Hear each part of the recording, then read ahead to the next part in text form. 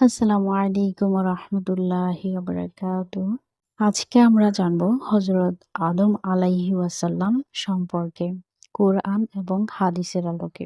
বিশ্ব ইতিহাসে প্রথম মানুষ ও প্রথম নবী হিসেবে আল্লাহ পাক আদম আলাইহি ওয়াসাল্লামকে নিজ দুই হাত দ্বারা সরাসরি সৃষ্টি করেন। সূরা সদ আয়াত ৭৫।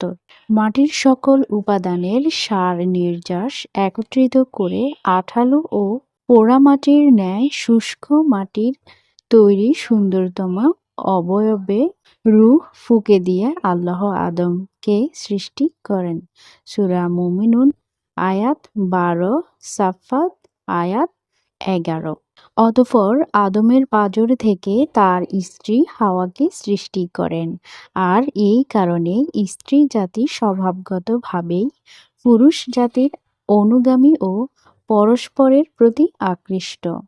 অতঃপর স্বামী স্ত্রীর মাধ্যমে যুগ যুগ ধরে একই নিয়মে মানব বংশ বৃদ্ধির ধারা অব্যাহত রয়েছে। কোরআন এর বর্ণনা অনুযায়ী প্রথম দিন থেকেই মানুষ পূর্ণ চেতনা ও জ্ঞান সম্পন্ন সভ্য মানুষ হিসেবেই যাত্রারম্ভ করেছে এবং আজও সেভাবেই তা অব্যাহত রয়েছে। অতএব গুহামানব, বন্য মানব, আদিম মানব ইত্যাদি বলে অসভ্য যুগ থেকে সভ্য যুগে মানুষের উত্তরণ ঘটেছে বলে কিছু কিছু ঐতিহাসিক যেসব কথা শুনিয়ে থাকেন তা অলীক কল্পনা ব্যতীত কিছুই নয়। সূচনা থেকে এ যাবৎ এই দীর্ঘ পথ পরিক্রমায় মানুষ কখনোই মানুষ ব্যতীত অন্য কিছু ছিল না। মানুষ বানর বা উল্লুকের উদ্বর্তিত রূপ বলে ঊনবিংশ শতাব্দীতে এসে চার্লস ডারউইন যে বিবর্তনবাদ পেশ করেছেন তা বর্তমানে একটি মৃত মতবাদ মাত্র এবং তা প্রায় সকল বিজ্ঞানী কর্তৃক প্রত্যাখ্যান হয়েছে। প্রথম মানুষ আদি পিতা আদম আলাইহি ওয়াসাল্লামকে আল্লাহ সর্ব বিষয়ের জ্ঞান ও যোগ্যতা দান করেন এবং বিশ্বে আল্লাহর খেলাফত পরিচালনার মর্যাদায় অভিষিক্ত করেন। সাথে সাথে সকল সৃষ্ট বস্তুকে করে দেন মানুষের অনুগত। সূরা লুকমান আয়াত ২০। এবং সবকিছুর উপরে দেন মানুষের শ্রেষ্ঠত্ব। সূরা ইসরা আয়াত ৭০। আর সে কারণেই জিন ফেরেশতা সবাইকে মানুষের মর্যাদার প্রতি সম্মান প্রদর্শনের জন্য আদমকে সিজদা করার আদেশ দেন। সবাই সেই নির্দেশ মেনে নিয়েছিল, কিন্তু ইবলিস অহংকার বশে সে নির্দেশ অমান্য করায় চিরকালের মতো অভিশপ্ত হয়ে যায়। সূরা বাকারা আয়াত ৩৪। অথচ সে ছিল বড় আলেম ও ইবাদত গুজার। সে কারণ জিন জাতির হওয়া সত্ত্বেও সে ফেরেশতাদের সঙ্গে বসবাস করার অনুমতি পেয়েছিল এবং তাদের নেতা হয়েছিল। কিন্তু আদমের উচ্চ মর্যাদা দেখে সে ঈর্ষাকাতর হয়ে পড়ে। ফলে অহংকার বশে আদমকে সিজদা না করায় এবং আল্লাহ ভীতি না থাকায় সে আল্লাহর গজবে পতিত হয়। ইবলিসকে আল্লাহ মানুষের জন্য পরীক্ষাস্বরূপ সৃষ্টি করেন এবং কিয়ামত পর্যন্ত তার হায়াত দীর্ঘ করে দেন মানুষকে আল্লাহর পথ থেকে বিচ্যুত করার জন্য ও তাকে ধোঁকা দেওয়াই শয়তানের একমাত্র কাজ। সে মানুষকে বলে কুফরি কর, কিন্তু যখন সে কুফরি করে তখন শয়তান বলে আমি তোমার থেকে মুক্ত, আমি বিশ্বপ্রভু আল্লাহকে ভয় করি। সূরা হাশর আয়াত ১৬। অন্যদিকে যুগে যুগে নবী রাসূল সাল্লাল্লাহু আলাইহি ওয়াসাল্লাম ও কিতাব পাঠিয়ে আল্লাহ মানুষকে সত্য পথ প্রদর্শনের ব্যবস্থা অব্যাহত রাখেন।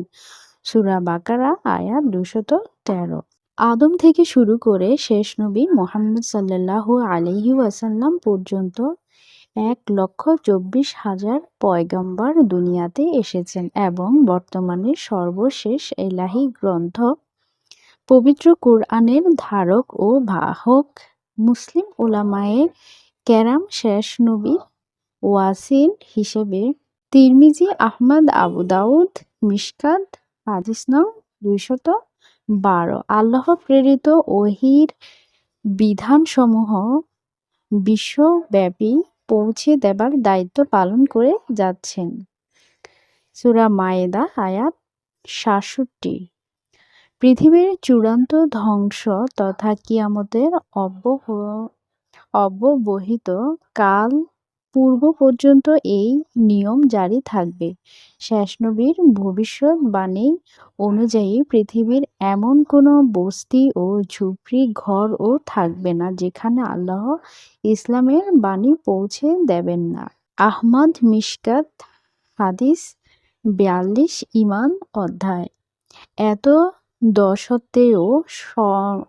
এতদসত্ত্বেও অবশেষে পৃথিবীতে যখন আল্লাহ বলার মতো কোনো লোক থাকবে না, অর্থাৎ প্রকৃত তাওহীদের অনুসারী কোনো মুমিন বাকি থাকবে না, তখন আল্লাহর হুকুমে প্রলয় ঘনিয়ে আসবে এবং কিয়ামত সংঘটিত হবে। মুসলিম, মিশকাত, হাদিস নং ৫৫১৬। ফিতান অধ্যায়ে রয়েছে এই হাদিসটি। মানুষের দেহগুলি সব মৃত্যুর পরে মাটিতে মিশে যাবে, কিন্তু রূহগুলি স্ব ভালো বা মন্দ আমল অনুযায়ী ইল্লিন অথবা সিজ্জিনে অবস্থান করবে। মুত্তাফিফিন ৭ এবং ১৮ নং আয়াত। যা কিয়ামতের পরপরই আল্লাহর হুকুমে স্ব দেহে পুনরায় প্রবেশ করবে। সূরা ফজর আয়াত ২৯। এবং চূড়ান্ত হিসাব নিকাশের জন্য সকল মানুষ সশরীরে সৃষ্টিকর্তা আল্লাহর দরবারে নীত হবে। মুত্তাফিফিন আয়াত ৪ এবং ৬। মানুষের ঠিকানা হলো তিনটি। ১. দারুদ দুনিয়া, অর্থাৎ যেখানে আমরা এখন বসবাস করছি। ২. দারুল বরজখ, অর্থাৎ মৃত্যুর পরে কবরের জগৎ। ৩.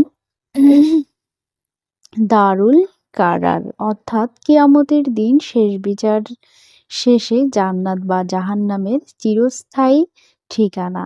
অতএব পৃথিবী হলো মানুষের জন্য সাময়িক পরীক্ষাগার মাত্র।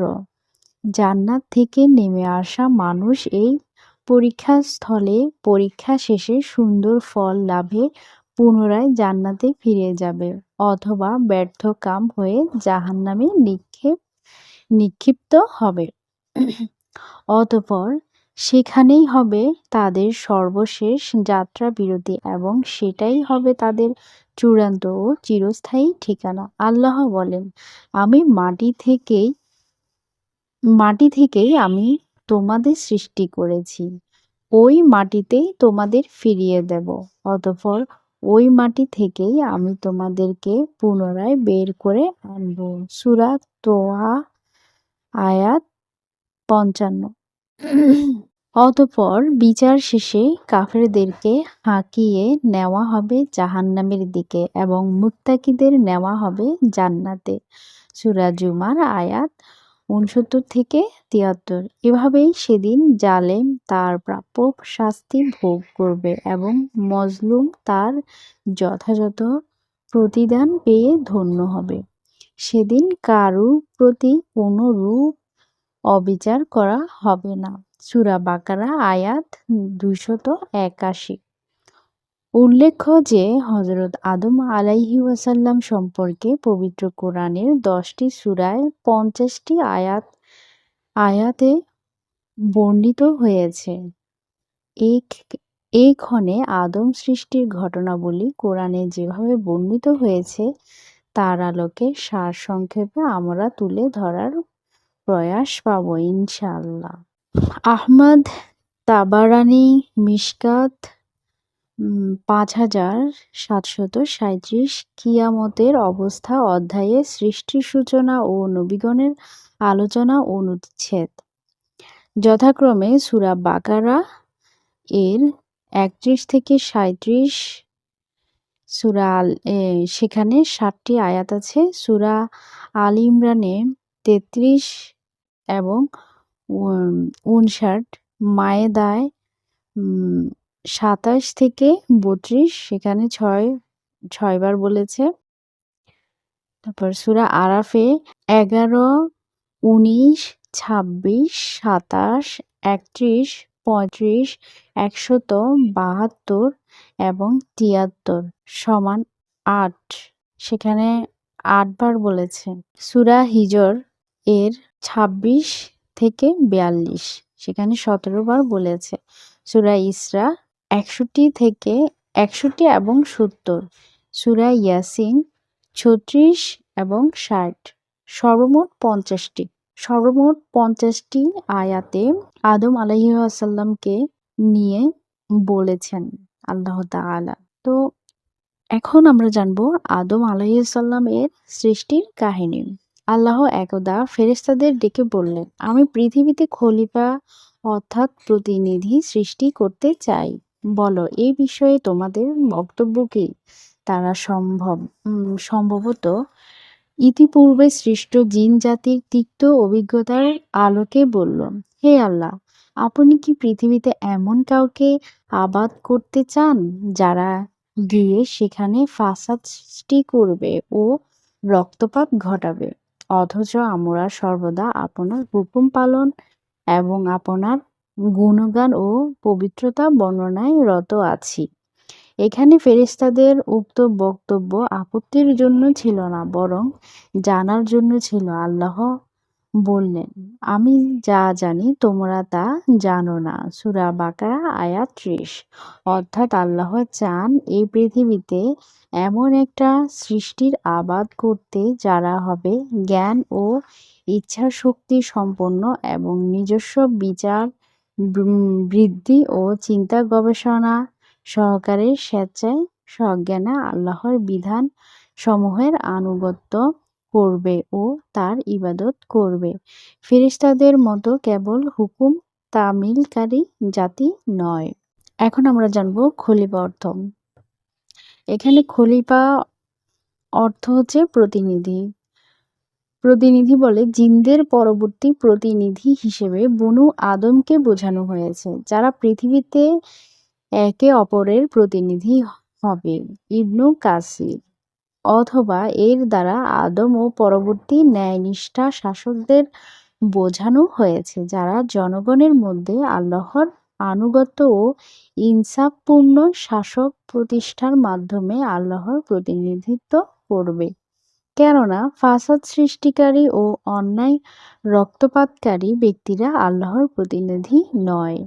ইবনু জারির। তবে প্রথম ব্যাখ্যাই অগ্রগণ্য, যা ফেরেশতাদের জবাবে প্রতীয়মান হয় যে এমন প্রতিনিধি আপনি সৃষ্টি করবেন যারা পূর্ববর্তী জিন জাতির মতো পৃথিবীতে গিয়ে ফাসাদ ও রক্তপাত ঘটাবে। বস্তুত জিন জাতির উপর কিয়াস করেই তারা এরূপ কথা বলে থাকতে পারে। ইবনু কাসির। অতঃপর আল্লাহ আদমকে সবকিছুর নাম শিক্ষা দিলেন। সবকিছুর নাম বলতে পৃথিবীর সূচনা থেকে লয় পর্যন্ত ছোট বড় সকল সৃষ্ট বস্তুর এলেম ও তা ব্যবহারের যোগ্যতা তাকে দিয়ে দেওয়া হলো। ইবনু কাসির আল বিদায়া ওয়ান নিহায়া এর ৬৫ নং হাদিস, যা দিয়ে সৃষ্ট বস্তুর সমূহকে আদম ও বনু আদম নিজেদের অনুগত করতে পারে এবং তা থেকে ফায়দা হাসিল করতে পারে। যদিও আল্লাহর অসীম জ্ঞান রাশির সাথে মানবজাতির সম্মিলিত জ্ঞানের তুলনা মহাসাগরের অথই জলরাশির বুক থেকে পাখির ছোঁ মারা এক ফোঁটা পানির সমতুল্য মাত্র। বুখারী হাদিস নং ৪৭২৭। বলা চলে যে আদমকে দেওয়া সেই যোগ্যতা ও জ্ঞান ভাণ্ডার যুগে যুগে তার জ্ঞানী ও বিজ্ঞানী সন্তানদের মাধ্যমে বিতরিত হচ্ছে ও তার দ্বারা জগৎ সংসার উপকৃত হচ্ছে। আদমকে সবকিছুর নাম শিক্ষা দেওয়ার পর শ্রেষ্ঠত্ব প্রমাণের জন্য আল্লাহ তাকে ফেরেশতাদের সম্মুখে পেশ করলেন। কোরআনে কেবল ফেরেশতাদের কথা উল্লেখিত হলেও সেখানে জিনদের সদস্য ইবলিসও উপস্থিত ছিল। সূরা কাফ আয়াত 50। অর্থাৎ আল্লাহ চেয়েছিলেন জিন ও ফেরেশতা উভয় সম্প্রদায়ের ওপর আদমের শ্রেষ্ঠত্ব প্রমাণিত হোক এবং বাস্তবে সেটাই হলো। তবে যেহেতু ফেরেশতাগণ জিনদের চেয়ে শ্রেষ্ঠ ও উচ্চ মর্যাদা সম্পন্ন, সেজন্য কেবল তাদের নাম নেওয়া হয়েছে। আর দুনিয়াতে জিনদের ইতিপূর্বেকার উৎপাত ও অনাচার সম্বন্ধে ফেরেশতারা আগে থেকেই অবহিত ছিল। সে কারণে তারা মানুষ সম্বন্ধেও একই রূপ ধারণ পোষণ করেছিল এবং প্রশ্নের জবাবে নেতিবাচক উত্তর দিয়েছিল। উল্লেখ্য যে আল্লাহ জিন জাতিকে আগেই সৃষ্টি করেন গণগণে আগুন থেকে। সূরা হিজর আয়াত ২৭। কিন্তু তারা অবাধ্যতার চূড়ান্ত করে। আদমকে ফেরেশতাদের সম্মুখে পেশ করার পর আল্লাহ ফেরেশতাদেরকে ওইসব বস্তুর নাম জিজ্ঞেস করলেন, কিন্তু সঙ্গত কারণেই তারা তা বলতে পারল না। তখন আল্লাহ আদমকে নির্দেশ দিলেন এবং তিনি সবকিছুর নাম বলে দিলেন। ফলে ফেরেশতারা অকপটে তাদের পরাজয় মেনে নিল এবং আল্লাহর মহত্ব ও পবিত্রতা ঘোষণা করে বলল, হে আল্লাহ, আপনি আমাদেরকে যতটুকু শিখিয়েছেন তার বাইরে আমাদের কোনো জ্ঞান নেই। নিশ্চয়ই আপনি সর্বজ্ঞ ও দূরদৃষ্টিময়। সূরা বাকারা আয়াত ৩২। অতঃপর আল্লাহ তাদের সবাইকে আদমের সম্মুখে সম্মানে সিজদা করতে বললেন। সবাই সিজদা করল, ইবলিস ব্যতীত। সে অস্বীকার করল ও অহংকারে স্ফীত হয়ে প্রত্যাখ্যান করল। ফলে সে কাফিরদের অন্তর্ভুক্ত হল। সূরা বাকারা আয়াত ৩৪। ইবলিস ওই সময় নিজের পক্ষে যুক্তি পেশ করে বলল, আমি ওর চাইতে উত্তম, কেননা আপনি আমাকে আগুন দ্বারা সৃষ্টি করেছেন আর ওকে সৃষ্টি করেছেন মাটি দিয়ে। আল্লাহ বললেন, তুই বের হয়ে যা, তুই অভিশপ্ত, তোর উপর আমার অভিশাপ রইল পুনরুত্থান দিবস পর্যন্ত। সূরা সদ আয়াত ৭৬ থেকে ৭৮। সূরা আরাফ আয়াত ১২। আদম আলাইহিসসালাম এর ৫টি শ্রেষ্ঠত্ব। আল্লাহ তাকে নিজ দুহাতে সৃষ্টি করেছেন। সূরা সদ আয়াত ৭৫। আল্লাহ নিজে তার মধ্যে রূহ ফুঁকে দিয়েছেন। সূরা সদ আয়াত ৭২। আল্লাহ তাকে সকল বস্তুর নাম শিক্ষা দিয়েছেন। সূরা বাকারা আয়াত ৩১। তাকে সিজদা করার জন্য আল্লাহ ফেরেশতাদের নির্দেশ দিয়েছেন। সূরা বাকারা আয়াত ৩৪। আদম একাই মাত্র মাটি থেকে সৃষ্ট, বাকি সবাই পিতামাতার মাধ্যমে সৃষ্ট। সূরা সেজদা আয়াত ৭ থেকে ৯।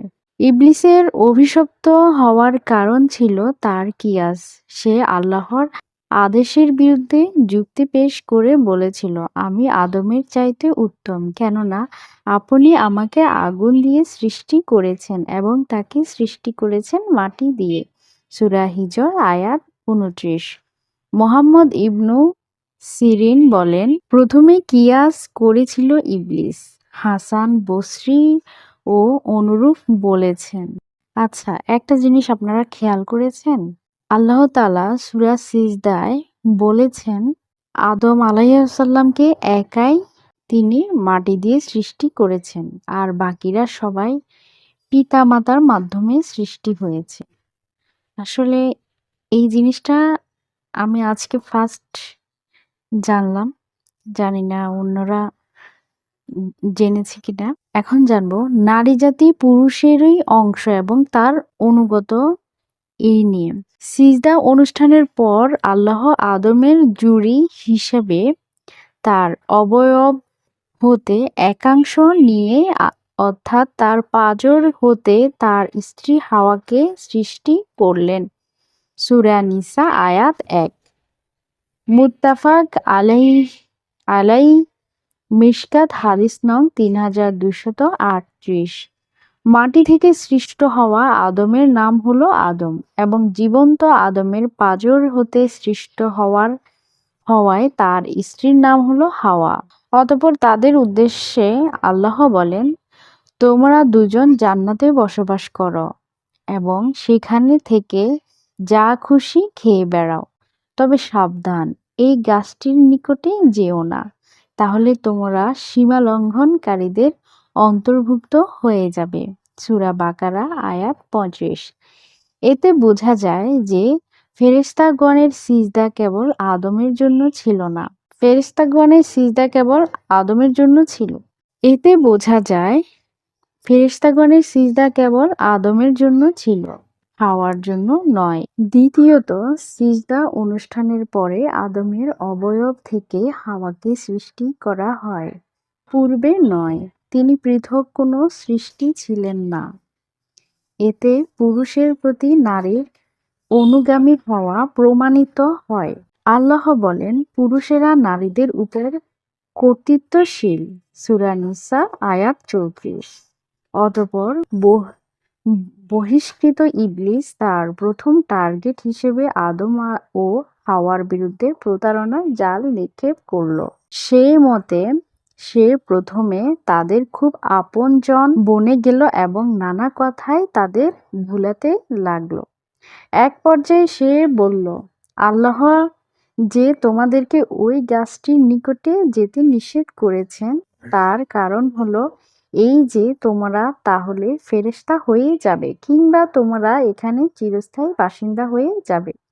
সূরা আরাফ আয়াত ২০। সে অতঃপর কসম খেয়ে বলল যে আমি অবশ্যই তোমাদের হিতাকাঙ্ক্ষী। সূরা আরাফ আয়াত ২১।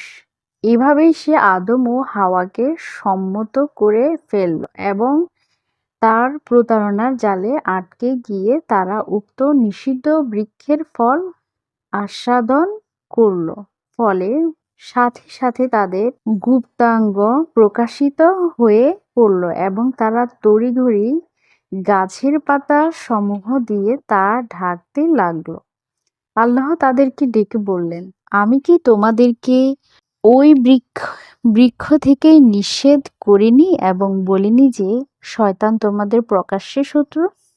সূরা আরাফ আয়াত ২২। তখন তারা অনুতপ্ত হয়ে বলল, ক্বালা রব্বানা যালামনা আনফুসানা ওয়া ইল্লাম তাগফির লানা ওয়া তারহামনা লানাকুনান্না মিনাল খাসিরিন। হে আমাদের প্রতিপালনকর্তা, আমরা নিজেদের উপর জুলুম করেছি।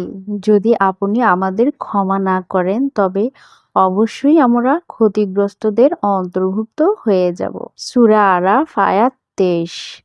আল্লাহ তখন বললেন, তোমরা জান্নাত থেকে নেমে যাও, তোমরা একে অপরের শত্রু। তোমাদের অবস্থান হবে পৃথিবীতে এবং সেখানেই তোমরা একটি নির্দিষ্ট মেয়াদ পর্যন্ত সম্পদরাজি ভোগ করবে। সূরা আরাফ আয়াত ২৪। তিনি আরো বললেন যে তোমরা পৃথিবীতে জীবনযাপন করবে, সেখানেই মৃত্যুবরণ করবে এবং সেখান থেকেই তোমরা পুনরুত্থিত হবে। সূরা আরাফ আয়াত ২০-২৫। এখানে একটি বিষয় উল্লেখ করা যেতে পারে যে ইবলিসের কথায় সর্বপ্রথম হাওয়া প্রতারিত হন, অতঃপর তার মাধ্যমে আদম প্রতারিত হন বলে যে কথা চালু আছে কোরআনে এর কোনো সমর্থন নেই। সহিহ হাদিসেও স্পষ্ট কিছু নেই।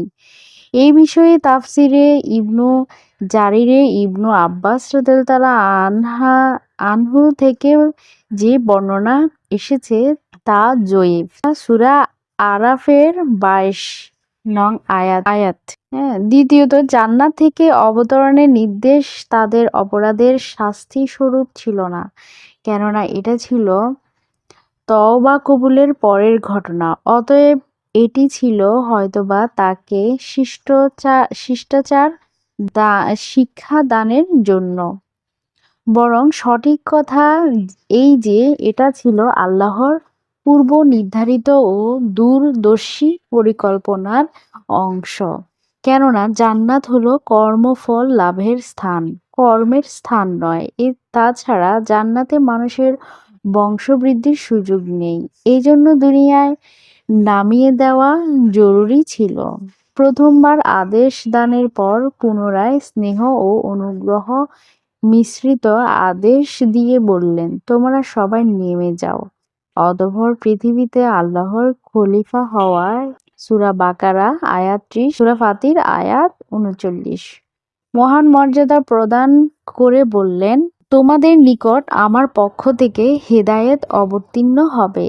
যারা তার অনুসরণ করবে তাদের জন্য কোনো ভয় বা চিন্তার কারণ থাকবে না, কিন্তু যারা তা প্রত্যাখ্যান করবে ও মিথ্যা প্রতিপন্ন করবে তারা হবে জাহান্নামের অধিবাসী এবং সেখানে তারা অনন্তকাল ধরে অবস্থান করবে। সূরা বাকারা আয়াত ৩৮ থেকে ৩৯। উল্লেখ্য যে নবীগণ ছিলেন নিষ্পাপ এবং হযরত আদম আলাইহি ওয়াসাল্লাম ছিলেন নিঃসন্দেহে নিষ্পাপ। তিনি ইচ্ছাকৃতভাবে কোনো ভুল করেননি, বরং শয়তানের প্ররোচনায় প্রতারিত হয়ে তিনি সাময়িকভাবে নিষিদ্ধ বৃক্ষের নিকটবর্তী হওয়ার নিষেধাজ্ঞার কথাটি ভুলে গিয়েছিলেন, যেমন অন্য আয়াতে বর্ণিত হয়েছে, ফানাসিয়া ওয়ালাম নাজিদ লাহু আজমা। অতঃপর আদম ভুলে গেল এবং আমি তার মধ্যে সংকল্পের দৃঢ়তা পাইনি। সূরা তোয়াহা আয়াত ১১৫। তাছাড়া উক্ত ঘটনার সময় তিনি নবী হননি, বরং পদ শৃঙ্খলদের ঘটনার পরে আল্লাহ তাকে নবী মনোনীত করে দুনিয়ায় পাঠান ও হিদায়াত প্রদান করেন। সূরা আরাফ আয়াত ১২২। এখানে একটি বিষয় লক্ষণীয় যে ইবলিসের ক্ষেত্রে আল্লাহ বললেন, ক্বালা ফাখরুজ মিনহা ফাইন্নাকা রাজিম। তুমি জান্নাত থেকে বেরিয়ে যাও, নিশ্চয় তুমি অভিশপ্ত। সূরা হিজর আয়াত ৩৪, সূরা আরাফ আয়াত ১৮।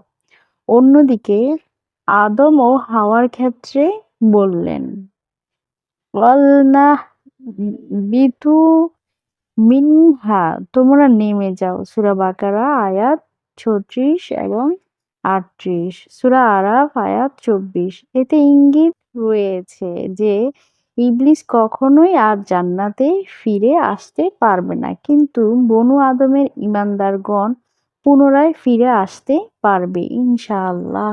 নগ্নতা শয়তানের প্রথম কাজ। মানুষের উপরে শয়তানের প্রথম হামলা ছিল তার দেহ থেকে কাপড় খসিয়ে তাকে উলঙ্গ করে দেওয়া।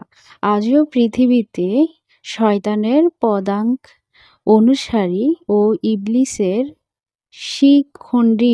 শিখণ্ডীদের প্রথম কাজ হলো তথাকথিত ক্ষমতায়ন ও লিঙ্গ সমতার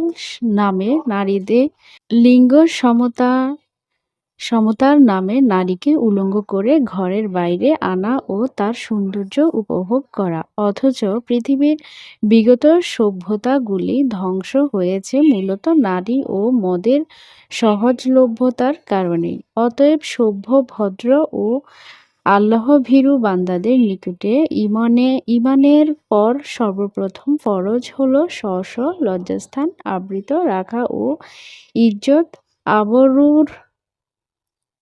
ইজ্জত আবরুর হেফাজত করা।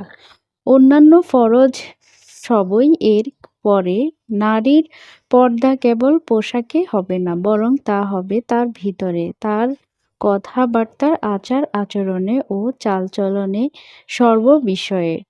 পরনারীর প্রতি অঙ্গভঙ্গি ও মিষ্ট কণ্ঠস্বর পরপুরুষের হৃদয়ে অন্যায় প্রভাব বিস্তার করে। অতএব লজ্জাশীলতাই মুমিন নরনারীর অঙ্গভূষণ ও পারস্পরিক নিরাপত্তার গ্যারান্টি। নারী ও পুরুষ প্রত্যেকে একে অপরের থেকে স্ব দৃষ্টিতে অবনত রাখবে। সূরা নূর আয়াত ৩০ থেকে ৩১ এবং পরস্পরের সার্বিক পর্দা বজায় রেখে কেবলমাত্র প্রয়োজনীয় কথাটুকু স্বাভাবিকভাবে সংক্ষেপে বলবে। নারী ও পুরুষ প্রত্যেকে নিজ নিজ স্বাতন্ত্র্য ও পর্দা বজায় রেখে স্ব কর্মস্থলে ও কর্মপরিধির মধ্যে স্বাধীনভাবে কাজ করবে এবং সংসার ও সমাজের কল্যাণে সাধ্যমতো অবদান রাখবে। নেগেটিভ ও পজিটিভ পাশাপাশি বিদ্যুৎবাহী দুটি কেবলের মাঝে প্লাস্টিকের আবরণ যেমন পর্দার কাজ করে এবং অপরিহার্য অ্যাক্সিডেন্ট ও অগ্নিকাণ্ড থেকে রক্ষা করে, অনুরূপভাবে পরনারী ও পরপুরুষের মধ্যকার পর্দা উভয়ের মাঝে ঘাটতিতব্য যে কোনো অনাকাঙ্ক্ষিত বিষয় থেকে পরস্পরকে হেফাজত করে। অতএব শয়তানের প্ররোচনায় জান্নাতের পবিত্র পরিবেশে আদি পিতা মাতার জীবনে ঘটিত উক্ত অনিচ্ছাকৃত দুর্ঘটনা থেকে দুনিয়ার এই পঙ্কিল পরিবেশে বসবাসরত মানব জাতিকে আরও বেশি সতর্ক ও সাবধান থাকা উচিত। কোরআন ও হাদিস আমাদেরকে সেদিকেই হুঁশিয়ার করছে।